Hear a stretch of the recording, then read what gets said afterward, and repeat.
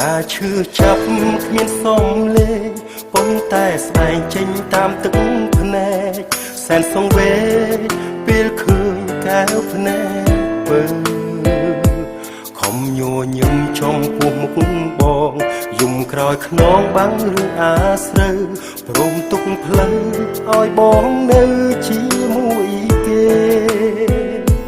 បេះដូងបងមានតែមួយប្រគល់ឲ្យរូបអូនតែម្នាក់អ្នកដទៃបងគ្រាន់តែស្មមួយពេលទេព្រោះមនុស្សក្បត់អាណិតមនុស្សស្មោះទោះយ៉ាងណាមិនចោលមាសមេនេះជាពេលដែលបងដឹងខ្លួនខុសនៅក្បែរអូនជាអារម្មណ៍ស្នេហ៍នៅក្បែរគេជាអារម្មណ៍ស្មោះអូនតែម្នាក់ដែលអាចកែឲ្យបងជាស្មោះទោះជាបងនៅក្បែរអ្នកណាបងនឹកអូនតែម្នាក់ប៉ុណ្ណោះបងព្រមស្មោះមនុស្សតែម្នាក់គឺអូន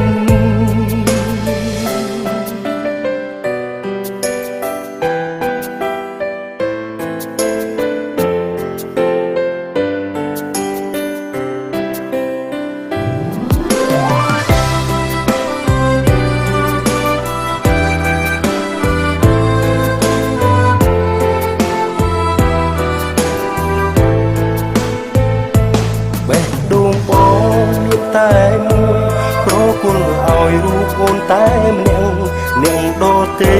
បងគ្រាន់តែស្មួយពេលទេ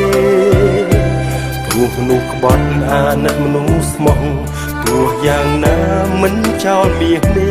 នេះជាពេលដែលបងដឹងខ្លួនខុសនៅក្បែរអូនជាអារម្មណ៍ស្នេហ៍នៅក្បែរគេជាអារម្មណ៍ស្មោះអូនតែម្នាក់ដែលអាចកែឲ្យបងជាស្មោះទោះជាបងនៅក្បែរអ្នកណាបងនឹកអូនតែម្នាក់ប៉ុណ្ណោះ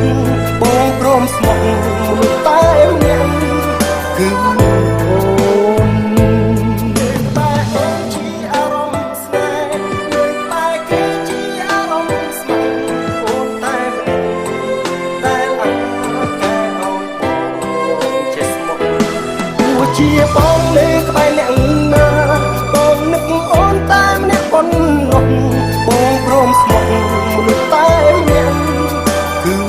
អូនបងព្រមស្មោះមនុស្សតែម្នាក់គឺ